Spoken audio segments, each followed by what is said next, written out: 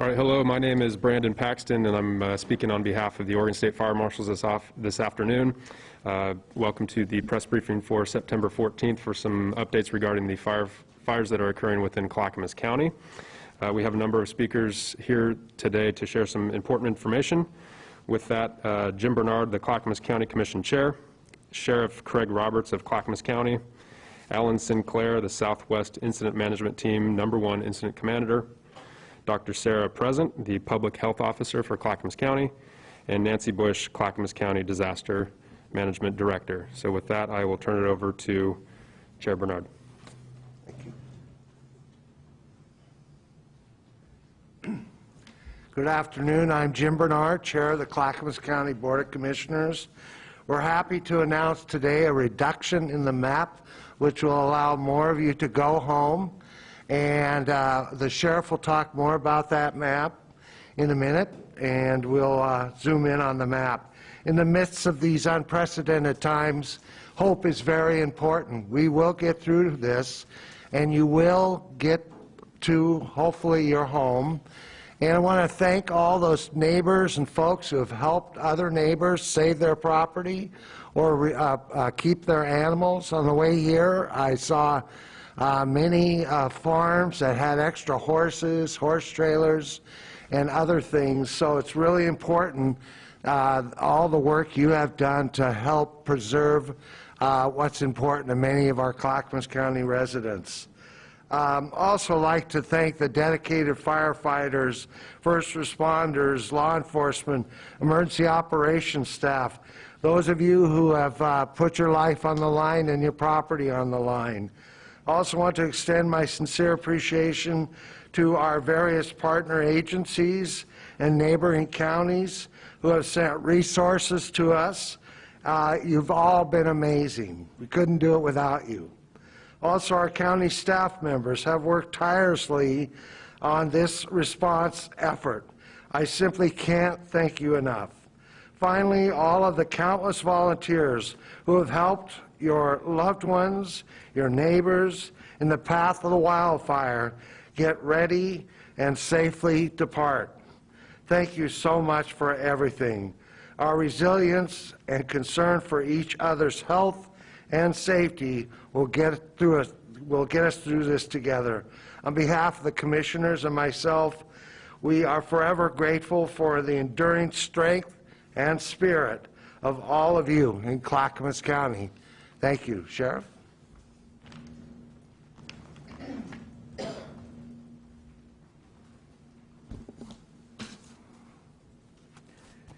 Hi, again, my name is Craig Roberts, Sheriff of the Clackamas County. I want to echo what Chair Bernard said. Just want to extend my thanks to all our first responders, 911 dispatchers, and countless people that have stepped up in so many ways.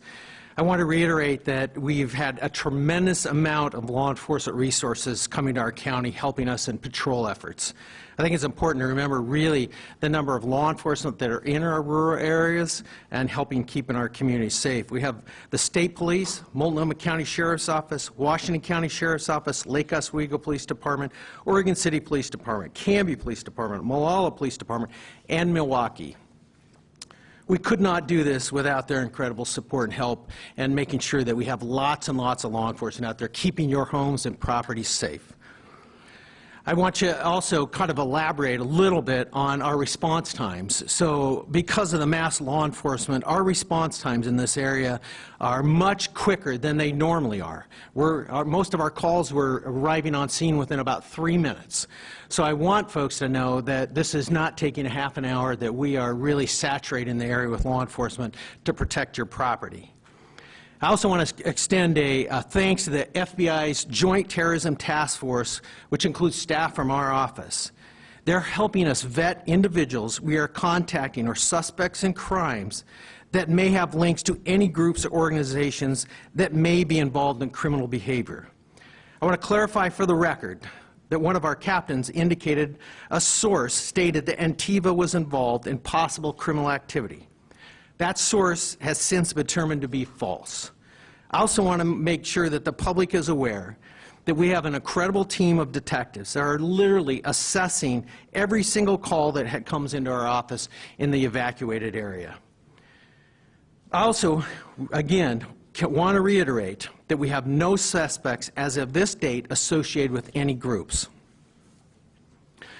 So we're expecting a few changes to the evacuation levels, and I want to go over some of those. And a question came up about the sheriff's office making those decisions. I want everybody to understand that this is really a coordinated team effort on making the decisions on evacuation.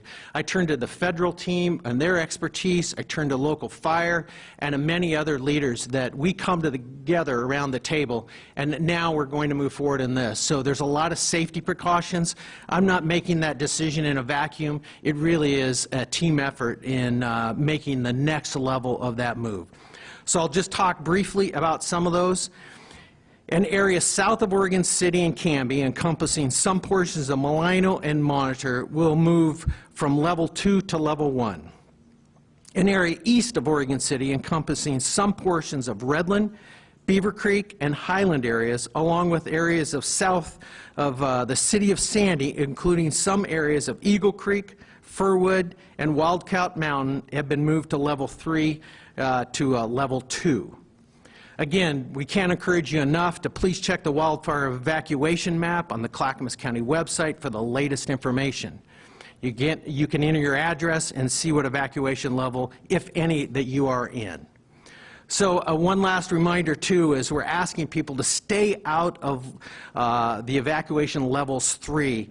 What we need is we need to make sure our roadways are clear for the firefighters and people needing to get in and out. When we have people just going out there to check things out, it really does slow our response and is inhibiting our ability to really make sure that firefighters get into where they need to do their job. So another thing, we'll just continue to make announces as the changes happened. I want to say it's very fluid. Our top priority is really trying to get people back into their homes. But again, we want to make sure it's safe before they're allowed back in. So thank you.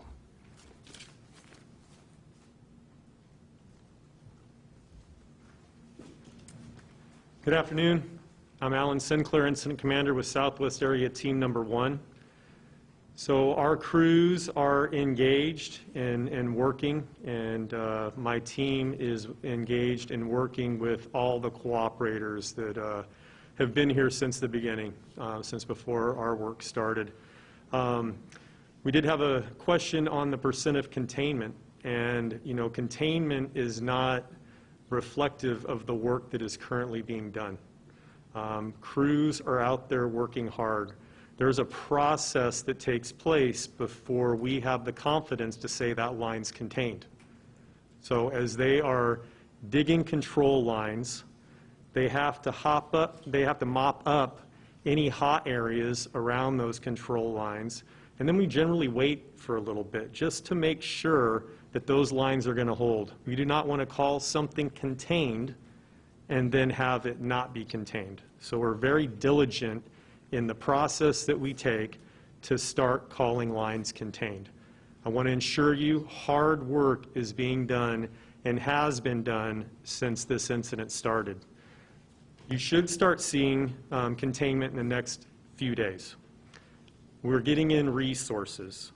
This is the #1 incident in the region. So we are having resources sent to us. We're at about 400 plus personnel currently, with more resources coming in today and over the next few days. We're getting what we need. Our crews are engaged. I spent the day today going from Estacada to Colton, meeting with the folks that have been working in those areas and just really getting a feel for what's going on out there. People are working together, and the spirits are high, and I really appreciate all the hard work that's being done out there. And I also appreciate the welcome that our firefighters are getting from the communities and from all the cooperators that we're working with. Thank you.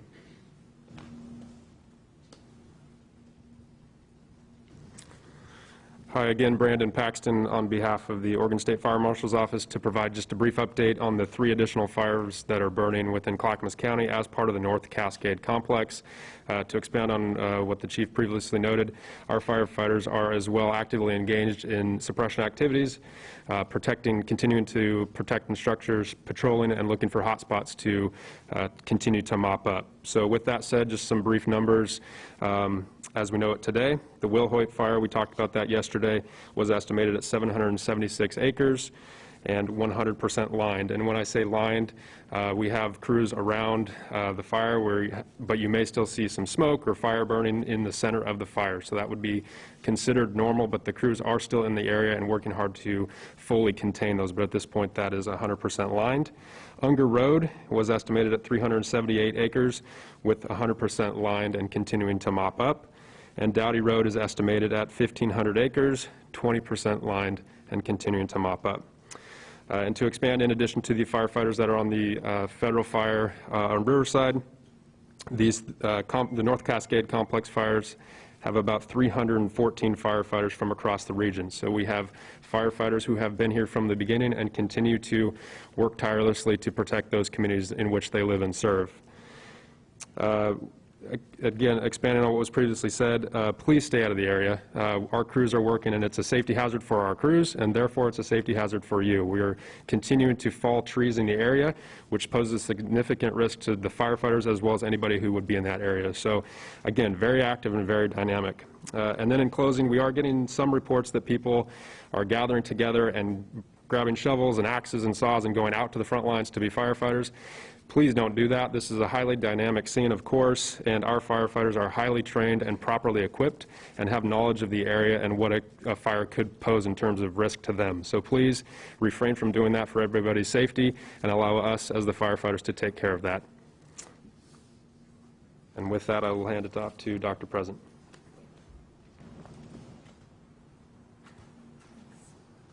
Good afternoon. I am Dr. Sarah Present, the Public Health Officer for Clackamas County. Thank you for having me here today. I'm here to talk about air quality and health updates. So the air quality across the region remains at a hazardous level. It is vital that you stay inside. Please check on your family and your friends and your neighbors who may be struggling. People who have evacuated their homes and those experiencing homelessness should relocate indoors if possible. You can find information about shelter spaces through the Red Cross cascades. In the last day, we have seen approximately 10% increase in emergency room visits for smoke-related illnesses. Everyone can have health effects from the smoke, and it is especially dangerous for those most vulnerable populations. As I mentioned yesterday, people age 65 and older, or those with diabetes, are more likely to have underlying cardiovascular disease, which is known to be worsened by air quality like this, with increased heart attacks and arrhythmia events. Pregnant women are also at increased risk due to changes in their blood circulation and unknown risks to the fetus. Children are sensitive to smoke because their respiratory systems are still developing, their airways are smaller, and they breathe faster in relation to their body size than adults do. The air quality is technically better today than yesterday in many areas of our county and region. In fact, the air quality index here in Oregon City is lower. However, it's still in the hazardous range at around 300. This means that everyone is still likely to be affected, even if there are improvements. So I'd like to recommend that you continue to check the air quality index at the air quality index page or airnow.gov for current levels in your area, and continue to remain inside and reduce your activity levels as much as possible. Please be aware that the Oregon Department of Environmental Quality Hazardous Air Alert has been extended through Thursday at this time. I want to thank you all for taking the precautions to keep you and your loved ones safe and healthy in these very challenging times. Nancy?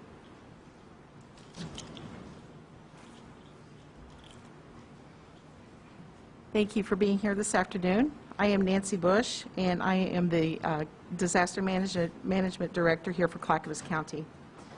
We want to remind you to please be safe. Fire conditions are still changing, and visibility and air quality is still very poor. Please only travel if necessary.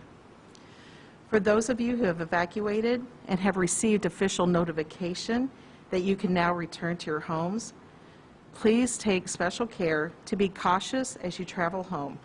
Allow for extra time and stopping distances. There may be debris on the highways and the roads, such as rocks and fallen limbs. There also may be damage to the roads and to utility poles. Be aware of use and use extreme caution around trees, power poles, and other tall objects or structures that have lost stability. Before inspecting your home, check for the smell of gas. Turn off power until you have completed all of your inspections. Discard any food that you may have had refrigerated or that has been exposed to heat, smoke, and soot. While we continue to recover from these fires, it's important to remember that we are still in the midst of COVID-19.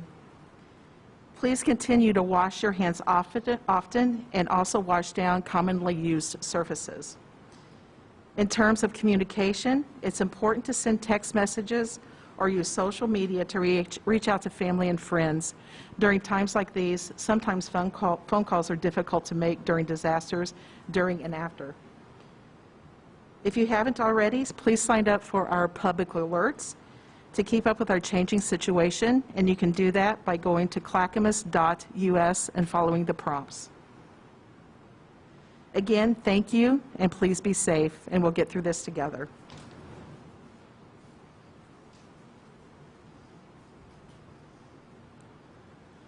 Okay, that completes the presentation from all of our presenters. Happy to answer any questions that our media may have. Lisa Coyne. Chief Sinclair.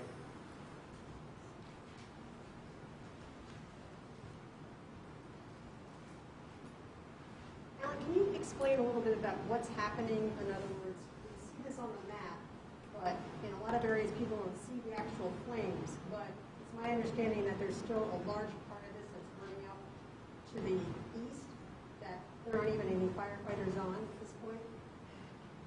So, initial actions on this fire took into account life safety.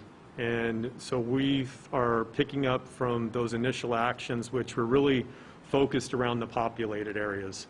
So right now, what we want to do is get those lines secure with the resources that we have. There are folks that are looking at that bigger picture, piecing together where the lines are going to be to contain the fire. But right now, the true groundwork being done is around the north to the northwest part of the fire. There is planning going on, there's scouting going on, people are making the plan, and as we're getting in more resources, they'll be inputted to take action on that plan. The weather situation, we've seen the winds die down, but is there anything else that's helping or hurting at this point? The wind's down, the temperatures are a little moderated. This morning I noticed some moisture on my windshield, so we've got some humidity in the air. All those things are helpful, but they're not going to put the fire out. They're giving us a bit of a break to get out there and get those lines established. But this is going to be a long duration incident. There's a lot of fire out there. We'll continue to monitor conditions and plan accordingly. Do you have any idea when you might get air support line for you? So, with the smoke that we have, we're not using any manned aircraft, but we do have unmanned aircraft that we're utilizing. So we do have a large drone that's doing some observation and mapping. So we've got the ability to see heat sources with that and get a good visual on what's actually happening with the fire behavior on the ground. Do you have any sense when the people in Estacada will be able to go back? I mean, would it be hypothetically as early as this week, or that's just probably not going to happen? So I'm not prepared to speculate on when. Again, there's processes with everything we do. We're methodical. We need to ensure first that there is not a threat from fire, but then we work with all our partners to ensure that there's not threats from anything else. If there has been any damaged infrastructure, those utility authorities need to go out and make that determination. As the sheriff alluded to, we've got a big group of decision makers from your community that we're working with to make those decisions, and that could take some time.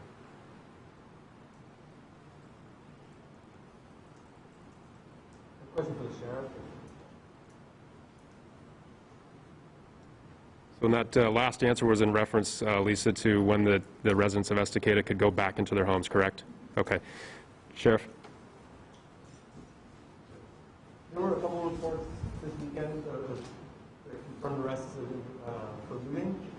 How widespread is that problem overall? Is it very isolated, or is it As far as some of the arrests that have been made, one of the things we're working on right now, hopefully by the next press conference, we'll have some of the crime data to give you exact crime and as what's going on. I would say there is a slight increase. I wouldn't say it's astronomical. The crimes of individuals that have been arrested include trespassing, burglary, theft, and those kinds of things. And we continue to hear reports of armed vigilantes in the county. As evacuation zones are lifted, what should residents do if they encounter armed checkpoints or something like that? Right. So the question was, there's continued reports of vigilantes in the area, and I would encourage citizens that if they see this or observe it, that's where we would want them to call 911. As I mentioned earlier, there's an incredible amount of patrol deputies, both city, county, state, that are out there. We're having conversations with these individuals, that some of which are having, I think their intent is positive to try and protect their neighbor's property, but once again, we're encouraging those individuals that let us take care of any suspicious activity, people committing any kind of crimes, to get on the phone and let us handle that. These aren't people protecting their property. These are like armed checkpoints where they confronted people with rifles and brandished firearms and chase people away. I mean, is it safe to pass through the county, especially having a couple of journalists? Is it safe to report in the county? So the question again is these are armed checkpoints. There were a couple areas of that. Once again, we've had conversations with these individuals that it's not allowed. Any kind of this activity continues, obviously we'll move forward with any kind of criminal prosecution or action in that matter. So right now I would say that things have toned down dramatically. I think that there was a lot of concern we did not have a heavy patrol presence out there. And once again, I want to reiterate that we do have a heavy patrol presence, and we're addressing any concerns that citizens might have actually rather quickly. And that's where I wanted to reiterate, calls for service, we're getting there in approximately 3 minutes, which is fast for that area.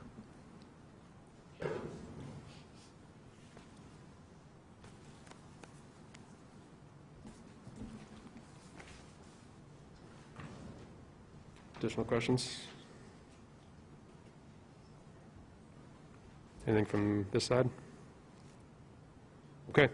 Well, thank you all for taking the time to join us. Again, heed the advice that's on the various informational websites and reference the map for those changing and evacuation levels. Thank you very much, and continue to be safe.